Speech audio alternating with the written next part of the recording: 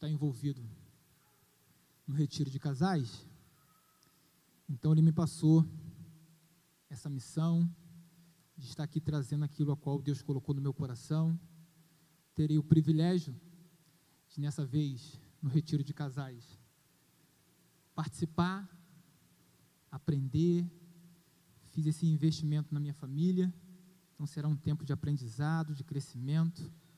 Mamãe vai ficar com as crianças e nós vamos para o retiro, e eu tenho certeza que Deus vai nos abençoar naquele lugar. Amém? Eu quero pensar com você nessa noite sobre a igreja que Deus deseja que nós sejamos. Pensando nessa frase, pensando nesse tema, eu fui fazer uma análise da nossa igreja. Eu queria que você pensasse nessa pergunta também. Você já ouviu alguém falar bem da sua igreja? Amém? Mas você já ouviu alguém falar mal da sua igreja? E pensando nisso, eu fui fazer uma visita a um casal que mora bem distante daqui, e esse casal não tem carro, e para chegar lá já foi difícil de carro. E quando eu saí de lá, eu fiz essa pergunta para eles: o que atrai você pegar ônibus, morar tão longe, passa por tantas igrejas, e você vai lá na Pibisa? E a expressão deles foi essa: eu não consigo, pastor, ir em outra igreja, a minha filha quer se batizar lá, e nós temos pagado um preço. Eu falei assim: eu imagino, porque para mim chegar aqui de carro foi difícil, imagina de ônibus. E pensando nisso, eu falei assim: mas qual é o modelo da igreja que Deus quer que nós sejamos? Pensando nisso, a pergunta que eu me fiz é: quando alguém fala bem da minha igreja, o meu coração se alegra, mas quando alguém fala mal da minha igreja, como que eu me sinto? Mas se nessa noite eu quero causar no seu coração a seguinte reflexão, lembrando que nós somos a igreja, e quando alguém fala que a igreja não visita, a igreja não cuida, a igreja não abraça, a igreja não abençoa, como que você se sente? Se essa pessoa fosse fazer uma avaliação minha, sua, como igreja, o que essa pessoa ia falar de mim, de você? Porque no momento que muitas das vezes falam da igreja, eu me coloco numa posição em que não está falando de mim, está falando da igreja, sendo que eu e você estamos inseridos nessa igreja. E eu quero pensar então com você, usando o modelo da igreja de Tessalônica. 1 Tessalonicenses, capítulo 1, do versículo 1 apenas ao versículo 6. 1 Tessalonicenses, capítulo 1, do 1 ao versículo 6. A palavra de Deus, ela diz assim: eu, Paulo, e Silas, e Timóteo, escrevemos essa carta aos irmãos da igreja da cidade de Tessalônica. A vocês que estão unidos com Deus, o Pai, e com o Pai e com o Senhor Jesus Cristo, que a graça e a paz estejam com vocês. Nas nossas orações, sempre damos graças a Deus por todos vocês, e nunca deixamos de pedir em favor de vocês, pois lembramos, na presença do nosso Deus e Pai, como vocês puseram em prática a sua fé, como o amor de vocês o fez trabalhar tanto, e como é firme a esperança que vocês têm no nosso Senhor Jesus Cristo. Irmãos, Sabemos que Deus os ama e os escolheu para serem dele, pois temos anunciado o Evangelho a vocês, não somente com palavras, mas também com poder, com o Espírito Santo e com a certeza de que esta mensagem é a verdade. Vocês sabem de que maneira nos comportamos no meio de vocês, para o próprio bem de vocês. E vocês seguiram o nosso exemplo e o exemplo de nosso Senhor Jesus Cristo. Amém? Eu quero pensar com você nessa frase. A igreja que Deus deseja que nós sejamos. Tessalônica era uma grande cidade, uma cidade portuária, à beira do mar Egeu, na atual Grécia. É interessante que a estratégia que Paulo usa é o seguinte: Paulo, quando chega nessa cidade, ele avista que essa cidade é uma cidade portuária, então as pessoas frequentam aquela cidade devido ao porto, desembarque, muitas pessoas passam por essa cidade. E Paulo, então, usa uma estratégia. Qual a estratégia que Paulo usa? Paulo vai visitar a sinagoga local. E nessa sinagoga local, Paulo agora, então, ele começa a ensinar a seguinte mensagem: Jesus morreu, ressuscitou e vai voltar. Ele é o verdadeiro Senhor do mundo. Alguns historiadores vão afirmar que Paulo permanece nessa cidade por 3 sábados. Outros historiadores vão afirmar que Paulo permanece há 1 mês, outros vão falar que Paulo permanece por 3 meses. Mas o tempo que Paulo permanece ali não faz muita diferença. O que me chama a atenção é que, a partir desse movimento, de Paulo ter frequentado a sinagoga, levando essa mensagem, ele causa um impacto tão grande nessa mensagem, quando ele apresenta Jesus como Cristo, como Messias, como aquele que ressuscitou, e os judeus, e os gentios, e algumas mulheres importantes, aceitam essa palavra. E aceitar essa palavra, ao crer em Jesus Cristo, é então formada a primeira igreja em Tessalônica. Mas alguns judeus que não creram, ficaram revoltados e foram à casa de Jasson. Jasson é um homem que recebe Paulo e Silas.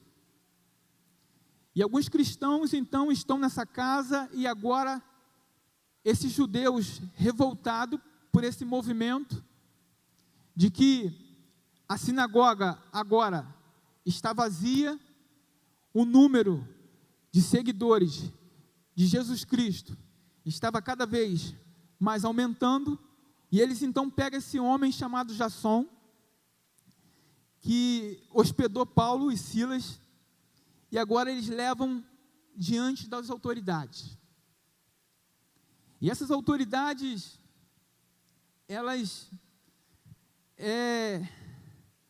os novos convertidos foram levados diante das autoridades, acusados de seguir a Jesus. E César então se revolta, porque o imperador da época, ele não aceita um outro rei, ele não aceita adorar outro Deus a não ser ele próprio. Então começa uma perseguição intensa, que Paulo e Silas precisam fugir para a cidade de Bereia. E eles então fizeram os cristãos e Jasson pagar uma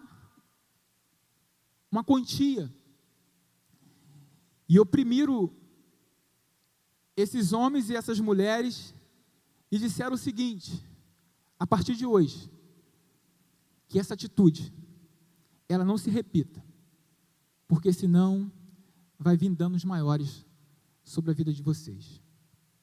Pensando nisso, A decisão de fidelidade, ela tem um custo. Isoladamente, os seus vizinhos e os seus familiares sofrem uma pressão e uma perseguição por causa dessa decisão que eles tomaram de seguir a Jesus Cristo.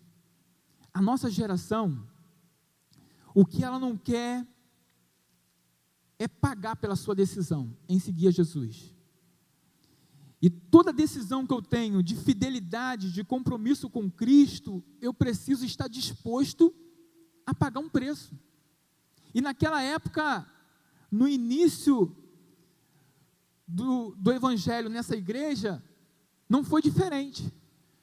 Quando eles tomaram a decisão de seguir a Jesus Cristo, automaticamente as autoridades se levantaram e teve hostilidade, opressão, e alguns foram até mortos por essa decisão. Os governantes forçaram Jasson e o resto dos irmãos a pagar uma fiança, garantindo que esse movimento não iria se repetir novamente. Pelo simples fato desses homens e essas mulheres crerem que Jesus Cristo era o Salvador. Paulo agora então precisa fugir dessa cidade, e ele está com seu coração apreensivo em Bereia, e ele agora não tem mais notícias sobre como estão os cristãos dessa cidade. Ele encontra com Timóteo, e ele envia Timóteo para ajudar a igreja recém-formada. Passa um período, Timóteo então traz boas notícias, traz um relatório que a perseguição tem sido intensa, mas os cristãos têm prosseguido, a igreja tem avançado, e isso então gera no coração de Paulo uma satisfação, que apesar da perseguição intensa, eles estavam crescendo na graça e no conhecimento de Jesus Cristo. Paulo então agora, ele começa a escrever essa carta, para encorajar, fortalecer a fé dos cristãos em Tessalônica, que enfrentavam intensa perseguição, para corrigir e esclarecer as dúvidas sobre a segunda vinda de Jesus Cristo. A igreja de Tessalônica surge abaixo de pressão e perseguição.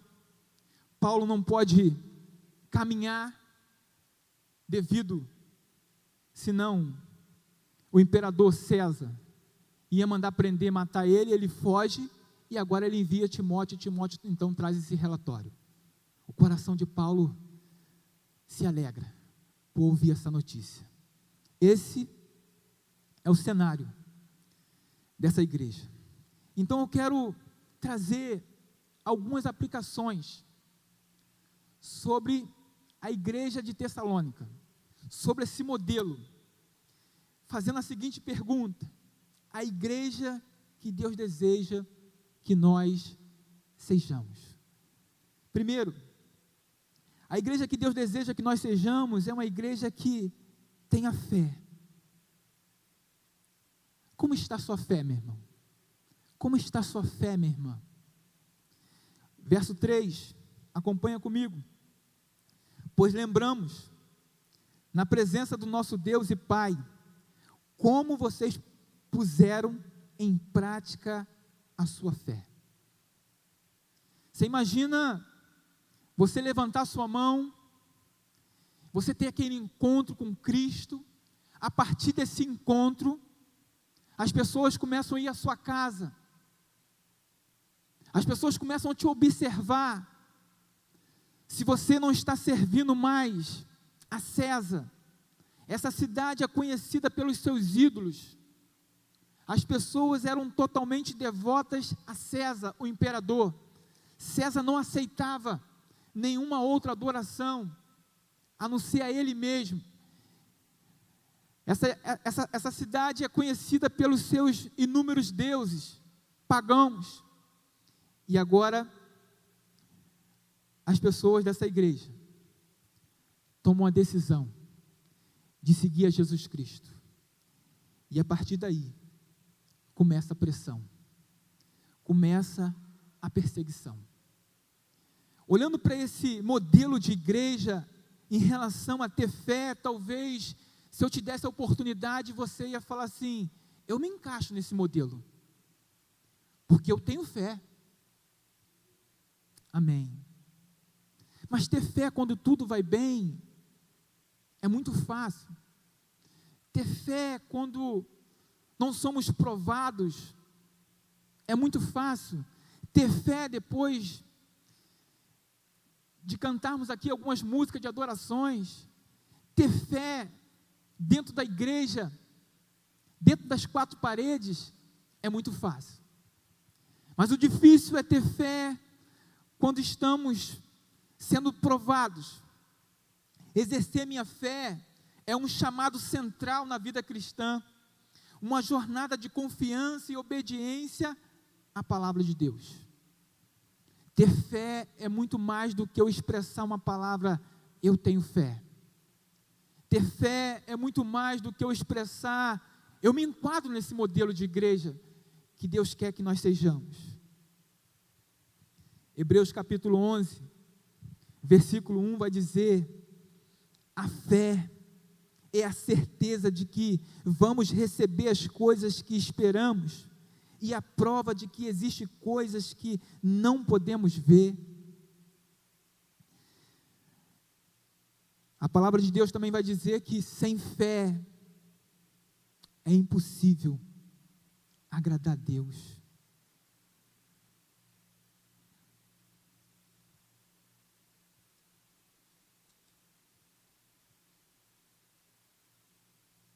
É interessante que confiar em Deus, mesmo quando não entendemos completamente seus planos, ou não vemos imediatamente os resultados. O difícil é ter fé quando a circunstância é desfavorável. Me vem à memória o texto quando o centurião, o oficial de Roma, um dos seus servos estão doentes, e ele então toma a iniciativa de ir até Jesus. E quando ele vai até Jesus, ele fala assim: Jesus, tem um homem na minha casa que não consegue mexer, ele padece de uma doença. E Jesus então, prontamente, ao ver a iniciativa desse homem, ele fala assim: vamos à sua casa. E esse homem então fala algo que me chama a atenção. Ele fala assim: eu não sou digno de merecer o Senhor na minha casa. Eu sou um homem que tem autoridade. Ele não fala que tem autoridade como Jesus, mas ele fala assim: eu tenho autoridade. Se eu mandar meu servo ir, ele vai. Se eu mandar meu servo ficar, ele fica.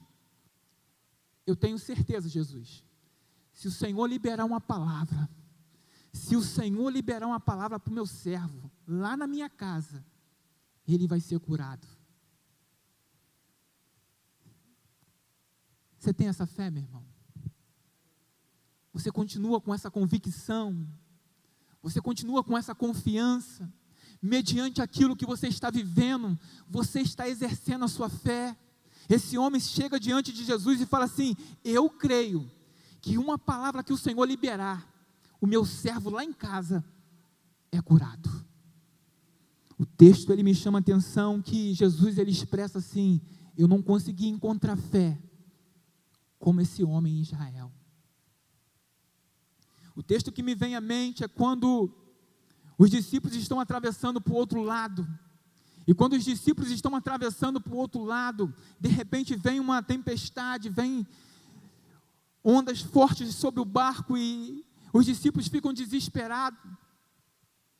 De repente eles avistam um homem que você conhece esse texto, e na visão desses discípulos é um fantasma, e Jesus fala apenas assim: não tenha medo, sou eu. o mestre: não temas. Pedro, ousado, Pedro fala assim: mestre, se és tu, manda-me ter contigo. E Jesus simplesmente fala para ele assim: vem. E Pedro então solta do barco, e ele começa a andar, e de repente ele fica atemorizado, porque ele está sobre as águas, mas o texto vai dizer que nesse momento a tempestade ela não cessa, o vento continua forte, e Pedro agora então começa a afundar, e quando Pedro começa a afundar, ele fala assim: salva-me. E Jesus automaticamente estende a sua mão e fala assim, Jesus não fala que Pedro não tinha fé, Jesus fala assim: homem de pequena fé.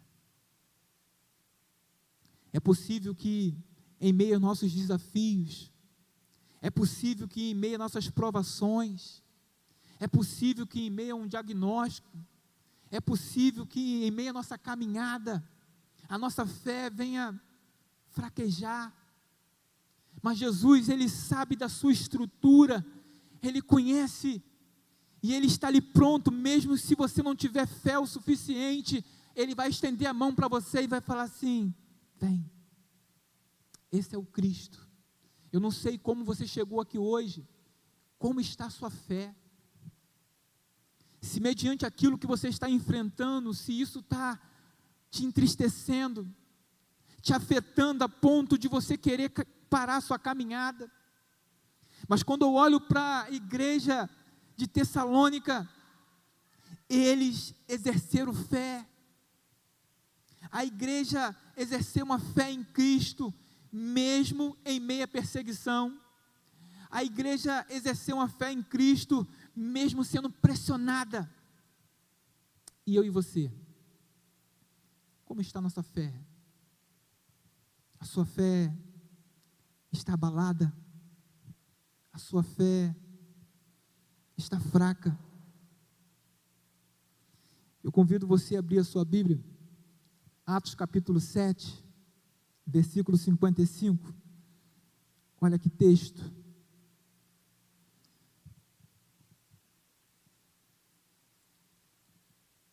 Atos capítulo 7,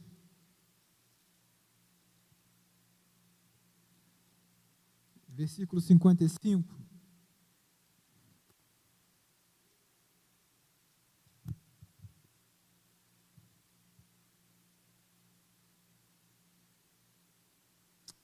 A palavra de Deus, ela diz assim: mas Estevão, cheio do Espírito Santo, olhou firmemente para o céu e viu a glória de Deus, e viu também Jesus em pé ao lado direito de Deus. Estevão, nesse momento, ele estava sendo apedrejado pela sua fé em Jesus Cristo. E ele sofrendo dor, ele olha para o céu, e o que ele vê? Ele vê Jesus Cristo. E hoje você chegou aqui, eu não sei como está a sua fé. Eu não sei se você está exercendo a sua fé. Eu não sei como está a sua motivação, eu não sei como está a sua convicção. Um homem que está sendo apedrejado, a pergunta que fica é: para onde você tem olhado? Você tem olhado para as circunstâncias? Você tem olhado para as situações? Ou você tem olhado para o autor e consumador da sua fé? Estevão sendo apedrejado, ele fixa o seu olhar em Cristo. E quando nós fixamos o nosso olhar em Cristo, o vento pode estar forte, a tempestade pode vir, podemos sentir sim, mas não seremos abalados, meu irmão. A nossa fé vai permanecer inabalável em Jesus Cristo. Estevão consegue ter essa consciência. Nós precisamos pegar esse modelo dos irmãos da igreja de Tessalônica.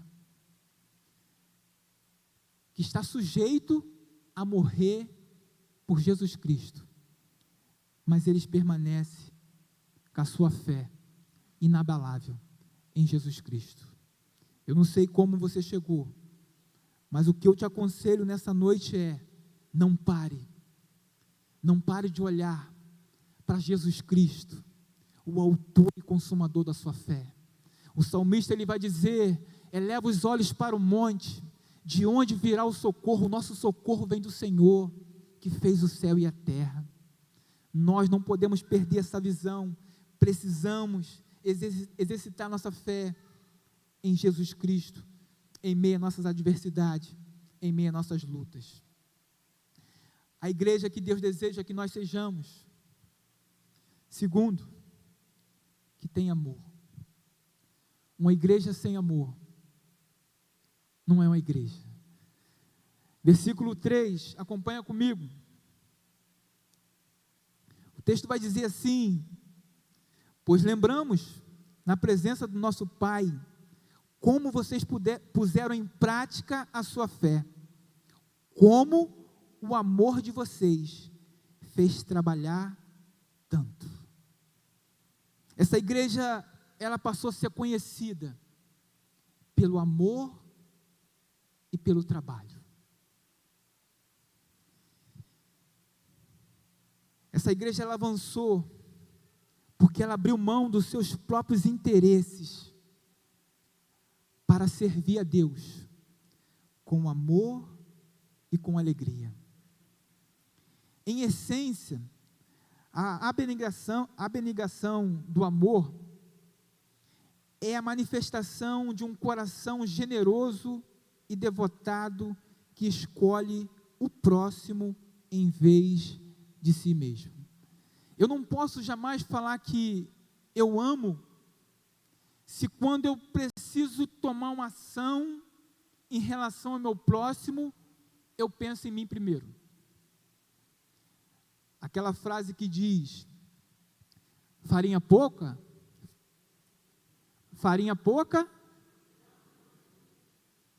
um irmão falou: farinha pouca, o meu irmão primeiro. Aquilo que você deseja para você, você precisa desejar para o seu irmão. Isso é evangelho. Enquanto vivermos pensando apenas em nós mesmos, não entendemos. Essa igreja, ela avançou porque ela entendeu que não é sobre o seu interesse próprio. Eu preciso pensar no meu irmão. E muitas das vezes a igreja tem falhado por falta de amor. E quando eu falo que a igreja tem falhado, eu não posso me colocar numa posição em que o outro que está errado, o outro que não está fazendo, eu faço parte dessa igreja, eu sou essa igreja. Como está o seu amor a Deus? Talvez essa pergunta aqui é uma pergunta fácil de responder, mas complexa, porque eu penso que o meu amor a Deus é o meu amor a Deus. Eu fazendo por Deus, eu não preciso fazer para o meu próximo. Quantas pessoas pensam assim? Como está o seu amor a Deus? Como está o seu amor ao próximo? A sua relação com Deus na vertical, ela depende da sua relação com o seu irmão na horizontal. Não tem como eu me relacionar com Deus sem viver bem com meu irmão. Não tem como eu me relacionar com Deus bem sem praticar amor ao meu irmão. O Evangelho de João, capítulo 4, versículo 20.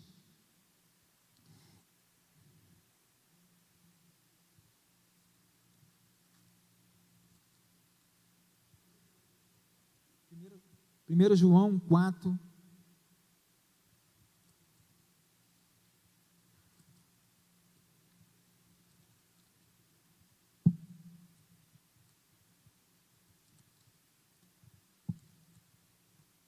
o texto vai dizer assim: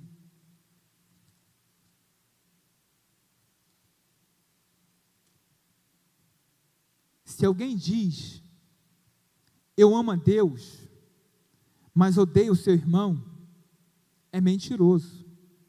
Pois ninguém pode amar Deus a quem não vê, se não ama o seu irmão a quem vê. E olhando para esse texto, olhando para esse modelo de igreja, a igreja de Tessalônica, ela passou a ser conhecida em toda a cidade, simplesmente porque ela praticava o amor e trabalhava. E quando eu olho para a minha vida, que sou a igreja, quando eu olho para a sua vida, você precisa fazer essa reflexão. Como está o meu amor a Deus? Qual é a minha motivação em fazer algo no reino? Por que eu trabalho? Lembrando então que o modelo dessa igreja é exercer a fé e praticar o amor. Tiago vai dizer que a fé sem obra, ela é morta. Talvez você fale assim, eu tenho fé em Deus, mas cadê as suas obras?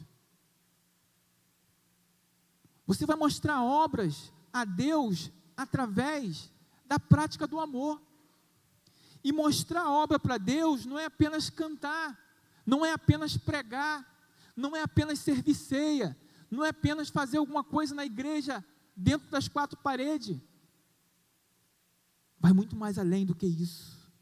E quando eu olho para essa igreja, uma cidade tomada pela idolatria, é impactada por uma igreja que tem fé e pratica o amor.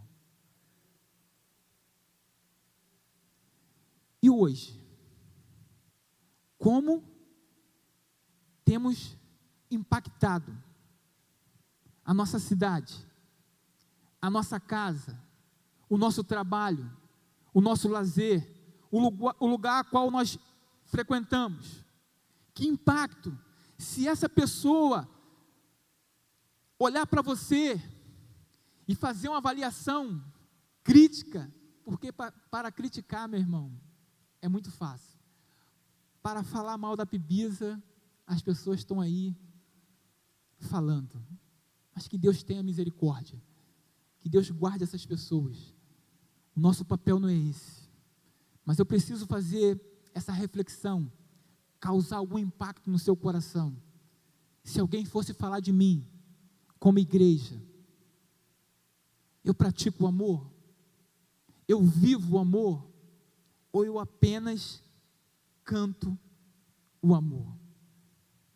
Não tem como, João vai falar, não tem como você amar Deus, que você não vê, e odiar o seu irmão, que você vê, e você querer chegar aqui no culto, e apresentar para ele, como santo.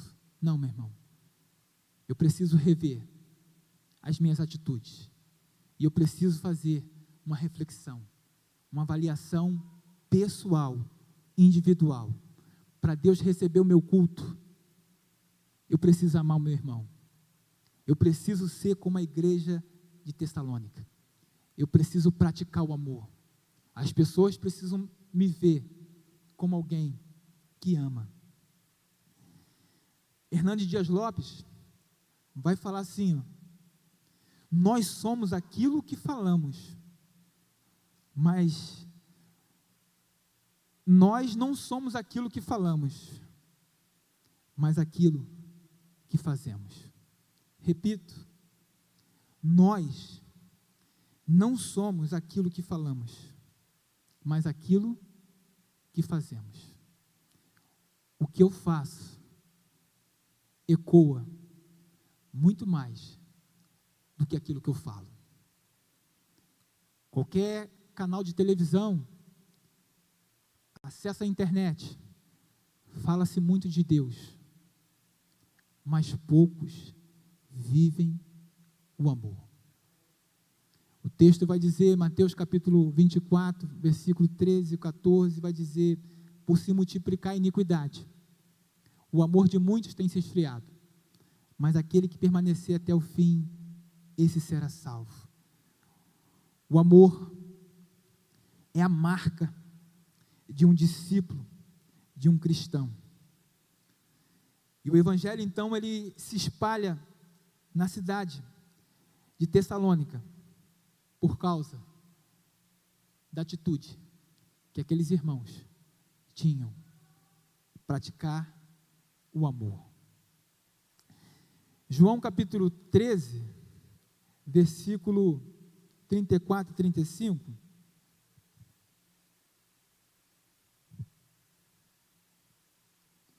o texto ele diz assim: eu lhe dou este novo mandamento, ame uns aos outros, assim como eu os amei, ame também uns aos outros. Se tiveres amor uns aos outros, se tiveres amor uns pelos outros, todos saberão que vocês são meus discípulos. Esse texto ele é interessante, que Jesus ele fala assim, um novo mandamento. Esse mandamento ele é antigo. Mas o que faz de diferente ali é que o mandamento era: ame uns aos outros como vocês se amam. E a ordem agora que Jesus dá é diferente no seguinte quesito: ame uns aos outros, não como vocês se amam, mas como Ele nos amou. E qual foi a forma que Jesus nos amou? A forma que Jesus nos amou é a forma que Ele quer que eu e você amemos o nosso irmão. Sem olhar, sem interesse. O amor ágape, o amor sacrificial, é essa forma.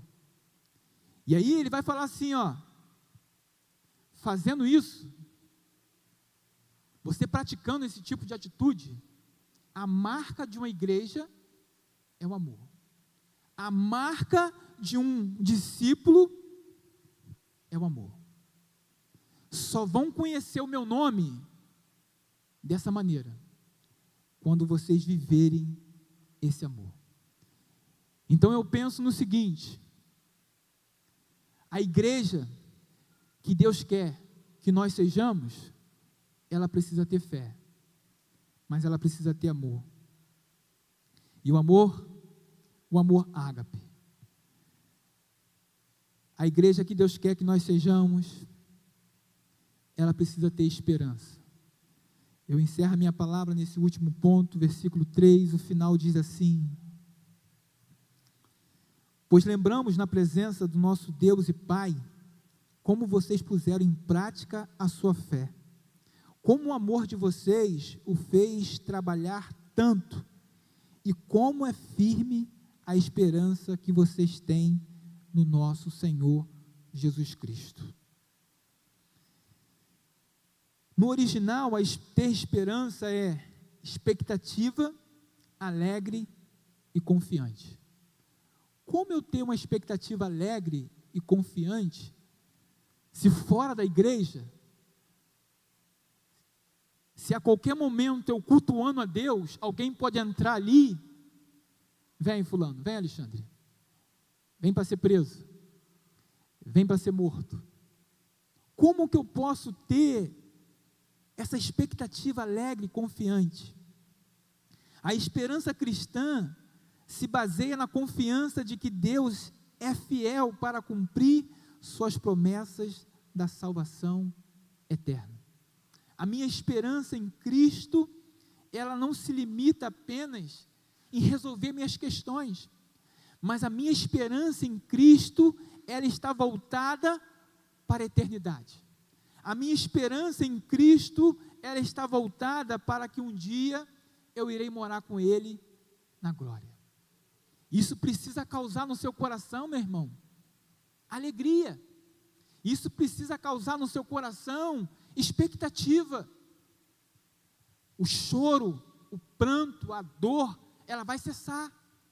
Vai haver um tempo onde tudo isso vai passar. E o que me chama a atenção é a igreja de hoje. Isso não mexe mais com a igreja. Ter esperança de um dia morar com Cristo na eternidade. O texto vai dizer que todos pecaram e destituídos estão da glória de Deus. Nós estávamos condenados em nossos pecados e delitos, mas por amor à humanidade, o castigo que nos traz a paz estava sobre ele, e por causa disso, por causa da sua morte, eu e você fomos perdoados.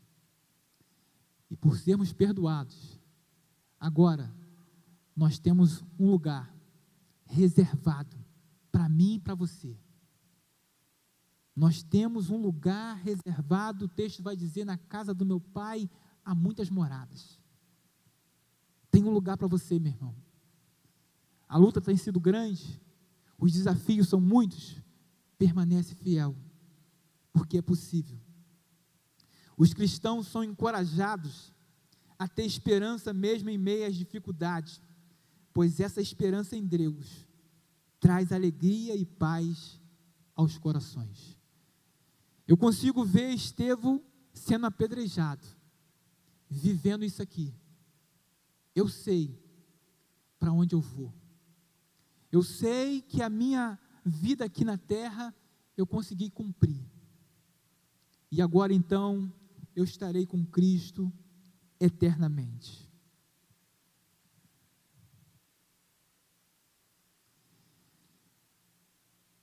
Para a gente finalizar, eu quero ler o último texto, 1 Coríntios, capítulo 13, versículo 13.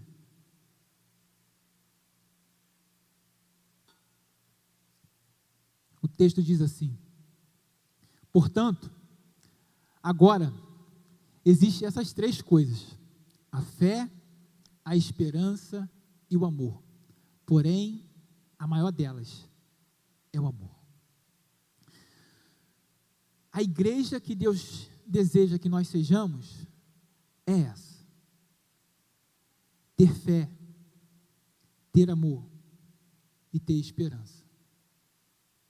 Essa é a igreja relevante. Essa é a igreja que Cristo vai vir buscar. A minha reflexão aqui nessa noite é causar no seu coração que você esteja inserido dentro dessa igreja. O amor é o maior que expressa quem Deus é.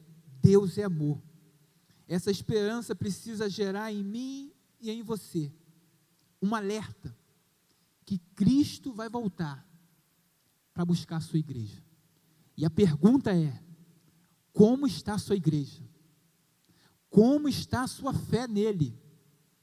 Paulo vai dizer assim, 2 a Timóteo capítulo 4, versículo 7, combati o bom combate, completei a carreira e guardei a fé. Nessa caminhada, nesse desafio, nessa provação, muitos perdem a fé.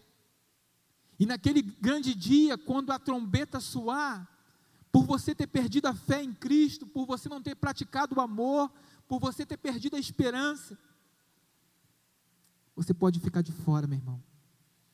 Mas esse é o tempo de você fazer uma avaliação, olhar para dentro de você. Se alguém fosse falar de mim como igreja, o que ele ia falar? É isso que eu quero causar em você. Quando alguém fala mal da igreja, meu coração fica triste.